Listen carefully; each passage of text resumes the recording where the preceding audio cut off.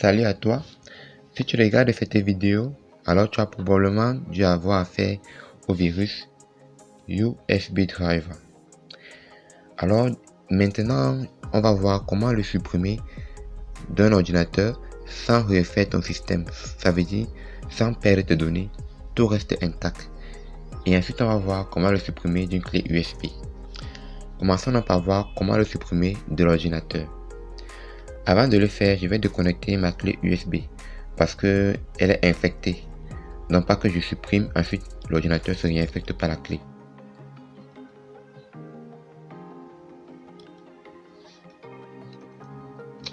Ok.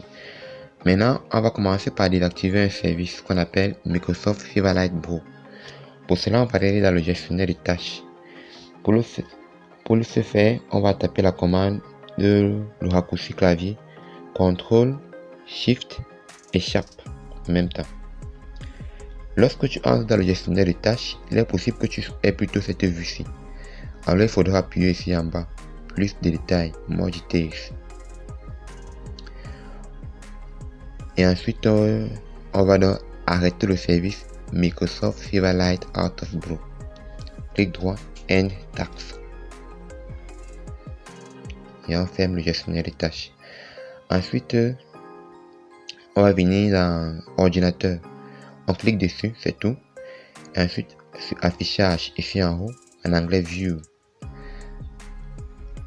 va cliquer et on va venir sur Hide Items, éléments masqués. Si ce n'est pas sélectionné, il faudra le sélectionner. Ensuite, on va venir dans le disque C, dans Utilisateur, Users, dans Public, dans Libraries, comme c'est en anglais. Si c'était en français, ce serait Bibliothèque. Et là, on va supprimer les deux fichiers msbuild.exe et version.exe.dll. Maintenant, ce virus a été supprimé de l'ordinateur. Mais avant de connecter ma clé USB, on va veiller à désactiver l'exécution automatique. Ça veut dire quoi? Lorsqu'on connecte une clé USB ou un périphérique externe à la machine, l'exécution automatique fait que si un fichier autorun dans cette clé USB là, elle va s'exécuter automatiquement. Et du coup, si la clé a un virus, le virus va s'exécuter automatiquement. Maintenant, on va désactiver cela dans les paramètres Windows, que ça ne puisse pas s'exécuter sans que nous-mêmes on ouvre la clé. On va donc aller dans paramètres, dans device, périphérique Bluetooth, et ici exécution automatique, en anglais autoplay. Et ici on va cliquer sur off. Moi je l'avais déjà désactivé. Maintenant que c'est bon, on va maintenant reconnecter la clé USB.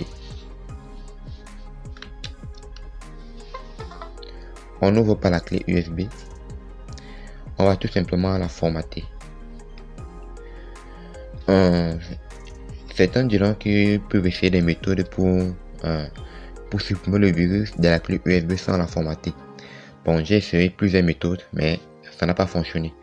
Donc, ce que moi je trouve à vous conseiller, c'est de la formater. NTFS.